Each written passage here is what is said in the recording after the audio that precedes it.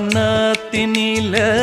பேடக்குயில் கூவையில உன்னுடைய வேதனைய நான் அறிஞ்சேன்.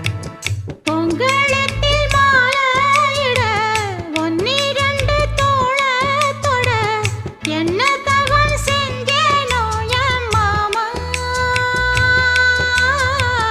வண்ணக்கிளி கையத்தொட சின்ன சின்ன கோலமிட உள்ளம் மட்டும் வழியே நானே